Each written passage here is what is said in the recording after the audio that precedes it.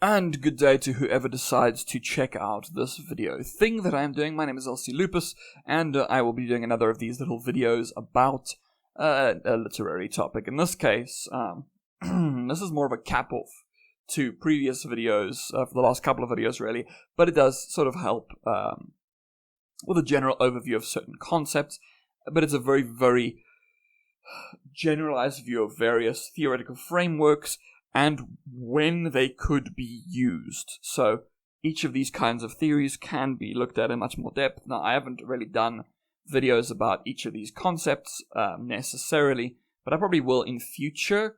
And so in future, maybe in like a few years, there might be additional links in the description. I don't know, but whatever.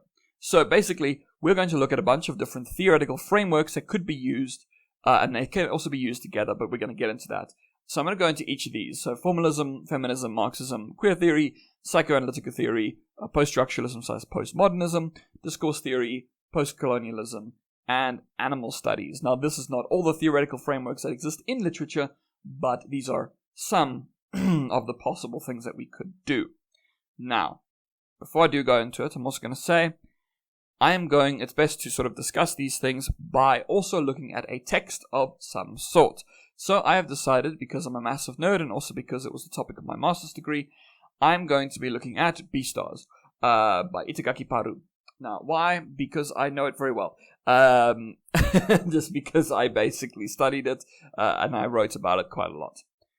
So, for those who are unfamiliar with Beastars, it is basically a manga series and anime, and there's also an anime adaptation. At the time of sort of recording this, there isn't a season 3. Although I am recording this probably quite long in advance, so there could be a season 3 by that point. Anyway, it doesn't matter. At the moment, there's 2 seasons.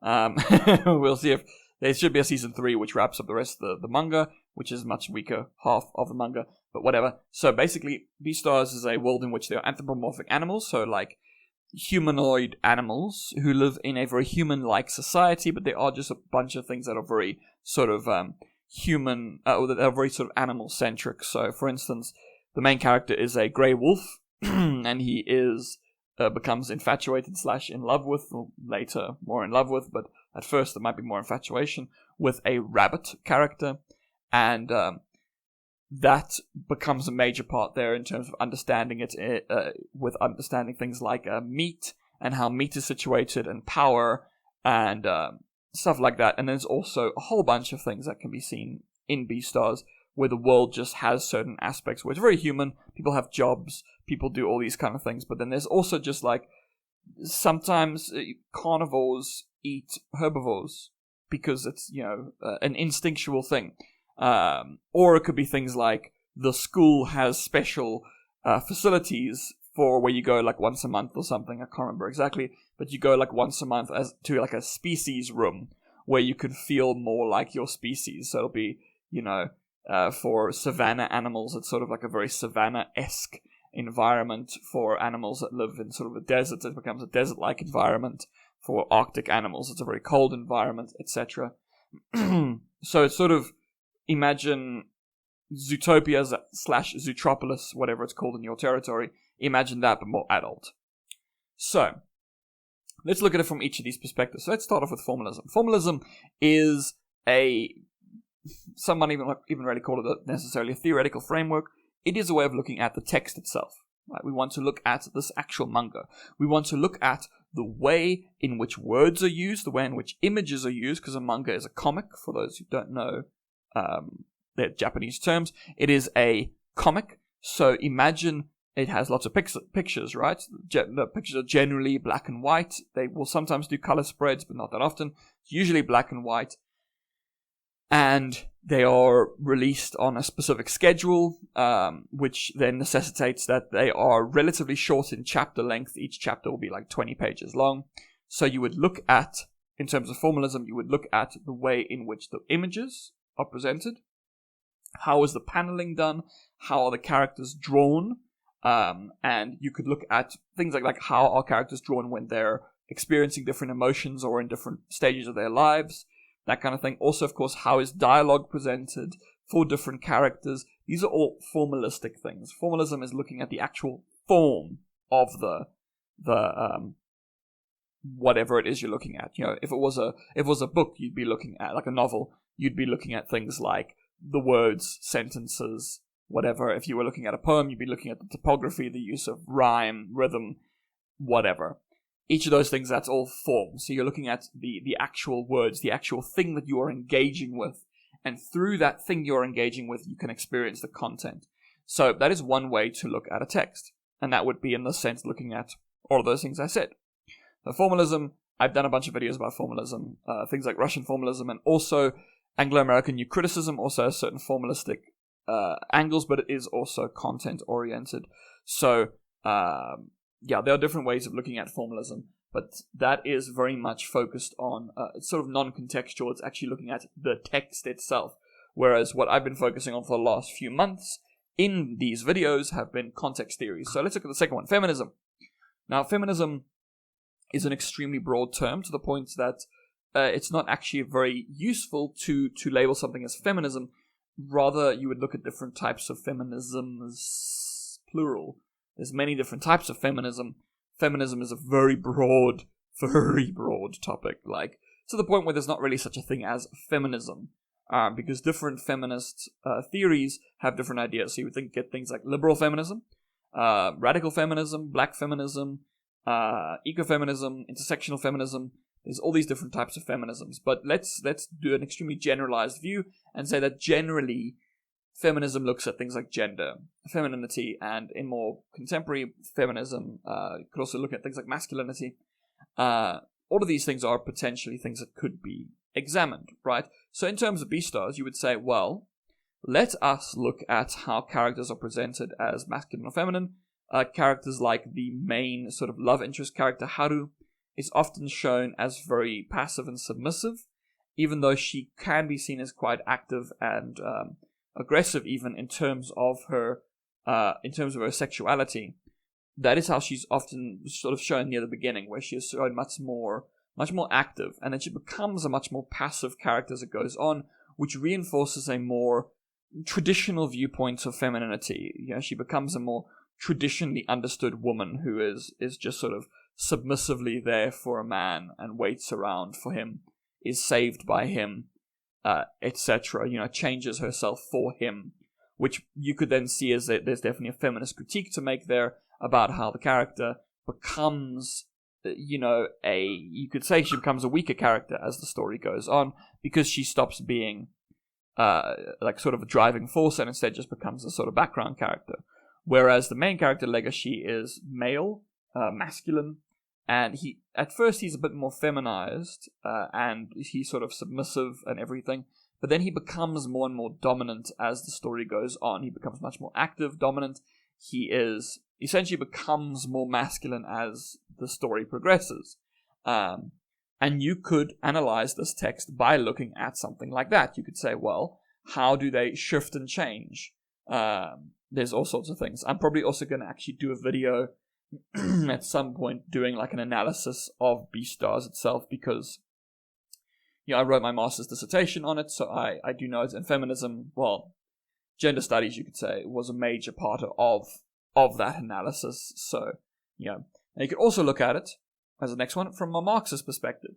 Now, Marxist perspectives would generally be looking at things like class. Once again, there's also different types of Marxism, different strands of it who all look at it in a different way. But in very, very general terms, like I said with feminism, in very, very generalized terms, that is also quite reductive in the sense, you could say it looks like class. Now, different Marxists will look at class in different ways, but if you were to say look at B-stars, you could say, well, the society is laid out like a traditional human society in the contemporary era. It's definitely a capitalistic society. People have money, right? People have jobs. When the main character leaves school, he basically just becomes like a delivery boy, and he lives in like a tiny apartment in what is usually sort of shown as a not that great part of town, which all are class dynamics. Basically, he becomes working class.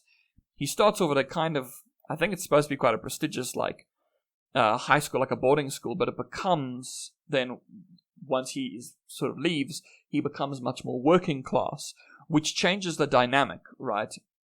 Now, Beastars doesn't actually focus that much on money. Like, he never, like, struggles really to, survive. Like, he doesn't struggle to afford food or rent. But those are things that you can still see, right? And as a matter of fact, there's also stories within Beastars that are much, much more Marxist in their interpretation. For instance, at one point, there is a sort of sub-story, just in one chapter, about a group of dairy cows, because milk is seen as, like, integral to the diet of carnivores in this setting. So, but where do you get milk? Milk doesn't just magically come from nowhere, right? It comes from cows. So, cows are employed as people who provide milk, right? That is their job. They're like factory workers, but who get pumped the whole time. So they're constantly producing milk. But the thing is, the characters who we see are sort of older cows who are, in many ways, abused by the system. Which is a Marxist thing, to be like, these cows are being exploited by a capitalistic system, and also the people who are shown as the managers of this, factory are carnivore characters, which also you can see as a kind of allegory for capitalist exploitation, right? It's the helpless herbivores, and then the carnivores who could devour them, right? You can see that as a possible understanding of capitalists, sort of the working class and the ruling classes. So that is a possible interpretation. Then you could get queer theory. Queer theory is a term that denotes an understanding of examining texts based on things like LGBTQIA+ stuff in general. So you're looking at all of these kind of things. Now, queer theory also does come from feminism, and you can see it as part of like a broader genre of gender studies in general sort of thing, but it is also its own thing. So in terms of, say, Beastars, you could look at how there are many, many aspects of Beastars that are very queer. So when you look at, when you do look at something like in Beastars, right, the main character, sure, is in love with this woman. But there is also this homoerotic relationship he has with another character called Louis. And they have a very, very strong relationship with each other.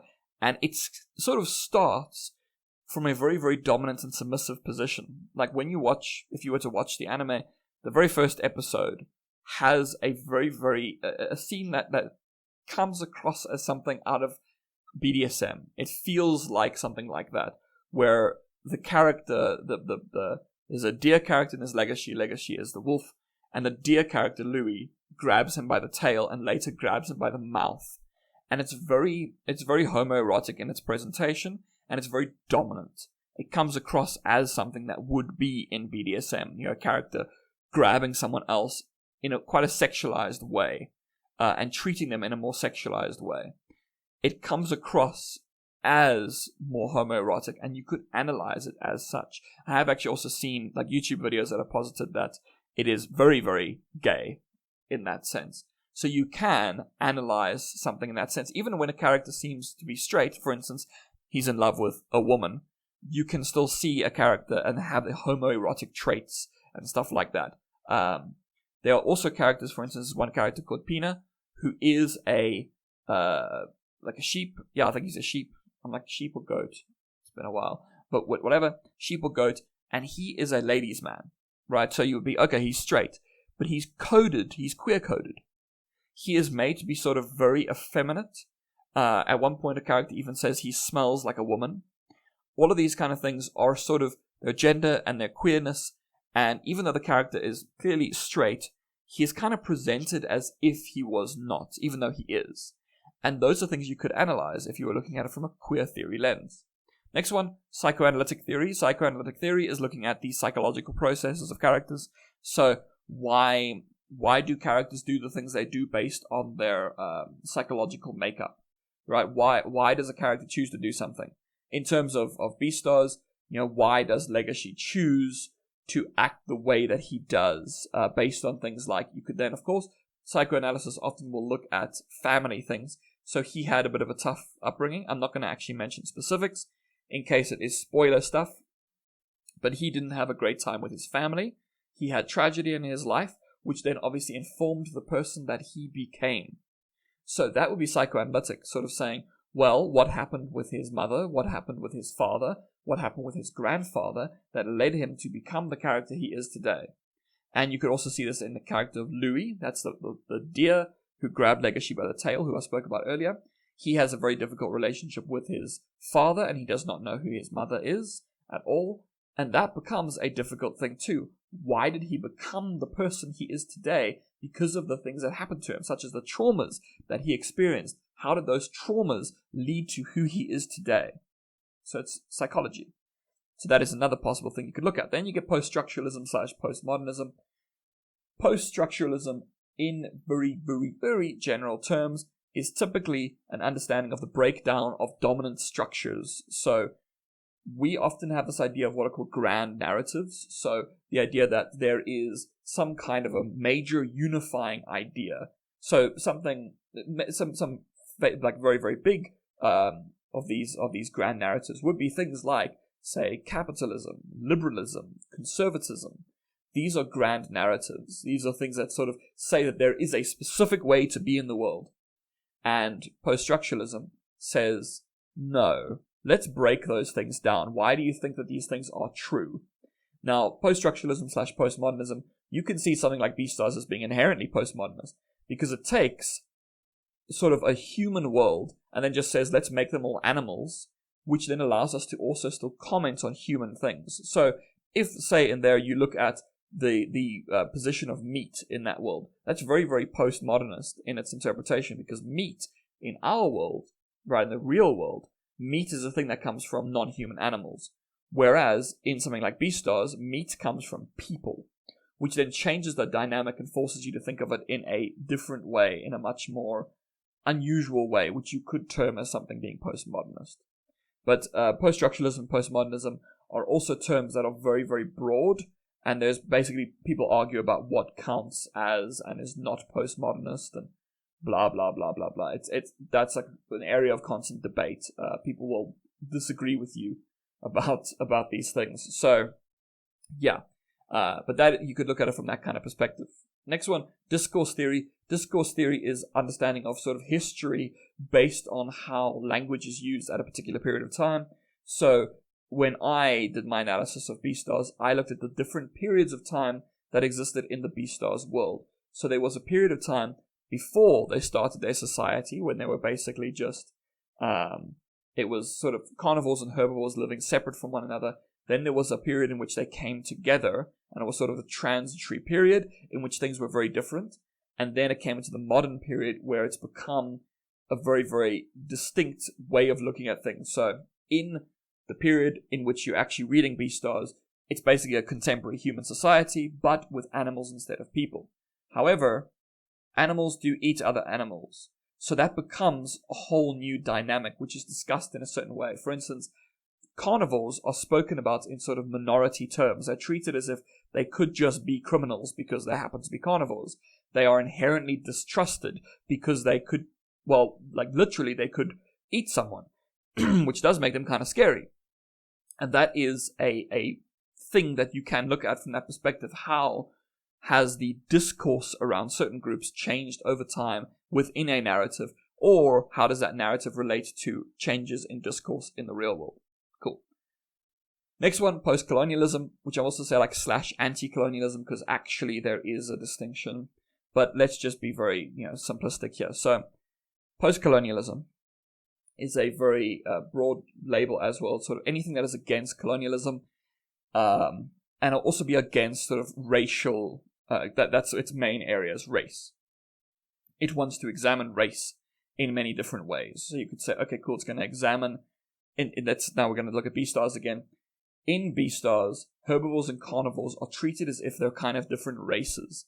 And there are certain aspects, like I said with the discourse one just before this, there are certain aspects of language that are used to make it feel as if in Beastars there is a racial difference between herbivores and carnivores, with carnivores being treated more as a minority class, more on par with people of color, whereas herbivores are treated more like white people. So that becomes, now you could argue that it's definitely not a one-to-one relation, but the way that certain things are treated. For instance, herbivores get scared around carnivores, like they don't want to sit next to them, say on a bus or a train or whatever. They're seen as fundamentally dangerous. These are the kinds of things that white people often claim about people, well, basically racist white people claim about people of color. Oh, they're dangerous. You don't want to sit next to them. They have like a different culture that is like wrong or something. These are the kind of things you'll see. And post-colonialism wants to break down those ideas and say, why is this the case? And to also, usually post-colonialism is also very focused on actually changing things, right? It doesn't just want to say, why does racism exist? It wants to stop racism. It wants to say, racism should not be a thing. Which, yeah, crazy, right? So that is sort of post-colonialism, right? Then, last one I'm going to look at here, animal studies, which is not as famous as any of these other ones, but it's what I studied, so I'm going to talk about it. Animal studies, you can look at any text and sort of say, are animals, non-human animals, treated in this thing? Now, of course, Beastars is a perfect one for this because it's humanoid animals. It's furries. So it's great. It's one of my people. So animal studies would look at things like, say, meat. How are carnivores and herbivores treated in this story? Why are they treated the way that they are treated? How is meat treated? How is the dynamics between herbivores and carnivores treated? How is the actual animalized aspects treated? Like, for instance, the main character, Legacy, he literally has attributes in common with a wolf. Like, he can smell better than most. He can hear better than most. He has a powerful jaw strength. These are all things that are not human. These are distinctly wolf. These are distinctly animal. Why are they used in a world that is otherwise so human? These are things that you can look at in animal studies. Now, obviously, I've been very, very brief with that, just like I've been brief with everything else. But now I want to also, before I end this off, say none of these things are necessary in isolation. I said at the beginning, they can be used together. So let's just say, for instance, in my own master's that I did, my master's dissertation that I did for Beastars, I looked at it, I used feminism quite heavily, I used some Marxism. I didn't really do queer theory, but I did mix, I suppose, a little bit of that into sort of the more feminist stuff. Animal studies, obviously. Discourse theory became a big part of it. Post-colonialism and semiotics were all sort of aspects of it. So I mixed them all up together. And also, they're not all purely independent. So, for instance, feminism, especially say something like intersectional feminism or socialist feminism, they don't just look at gender. They will look at like gender and class, or gender, class, and race, or gender, class, race, and disability. There are all these different ways of looking at things. It's not just on its own. It's not like feminism looks at gender. Marxism looks at class. They can be mixed together. You know, you could have like a Marxist queer theory, which would be like, why is it that, say, trans people are more likely to be poorer? And it's probably because they're discriminated against, kicked out of their homes, etc. But that becomes a class thing. It becomes, because it affects you in a tangible, money-oriented way. If a transgender person comes out as trans, and then they are fired from their job, that has a very real, tangible, monetary effect on them. You can't just say, oh, it's just about the transness. They have been affected on a capitalistic level. So you can't just look at these in isolation. They are mixed together. They merge with each other. And it can be difficult to have actual distinctions between them.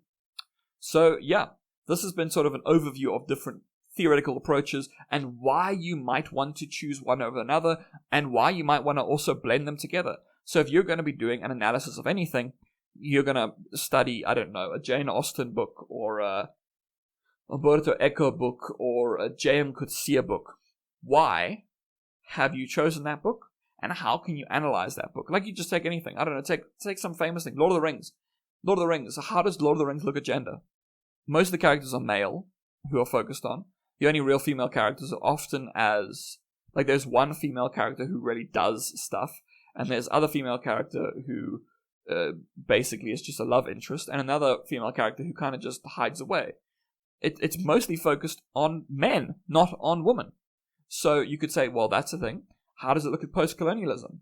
Why is it that all the good people are white and the bad humans are not white? That is definitely something you could look at from a more post-colonial perspective.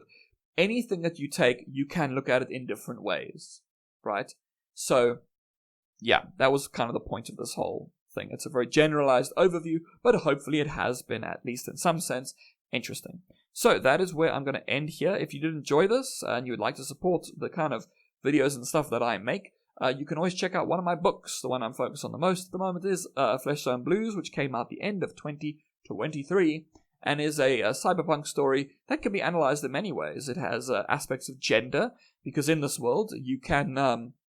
You basically, we figured out a way to transfer our consciousness into chips that we can put into whatever body, which means you can be whatever gender you want. You could be like, oh, I feel like having this body or this body. I can have a body with these genitals or no genitals. It doesn't matter. So you could look at that from a feminist perspective. It's also, of course, a dystopian nightmare world in which capitalism exists, and we figured out a way to monetize the idea of the afterlife, which of course becomes a Marxist thing. We can talk about it from that perspective. There is a lot of stuff in there about sort of queer people and stuff, so you could have some queer theory in there. Cool. Psychoanalytic theory, maybe not so much, because I don't talk about their upbringing or anything, but animal studies is there because people don't really eat that stuff anymore because we destroyed the world and nothing really exists anymore. Post-colonialism, we can also look at that. Why? How come the story takes place in the place where it takes place? And also, of course, race has become a difficult concept now, because if you could just transfer your consciousness into whatever body you want, you could change your body. You could have a black body today and a white body tomorrow and a Hispanic body the next day. You could change up your body however you feel like it. How does that then affect that? So you see, you could look at any text from many different theoretical frameworks. So hopefully that has been interesting. Otherwise, you can also like, comment, subscribe, share a video, whatever. In terms of commenting, if you want to comment, please do. And if you have any questions, you can ask those questions. And also, if you have sort of a literary theory or whatever that you would like a video about, maybe you can put it there. If I know it, I might be able to do a video about it. But I'm afraid I can't really explain things like physics to you, because I'm not that. I do, books. So anyway, I hope that you have a great day, week, and month ahead, and ta-ta.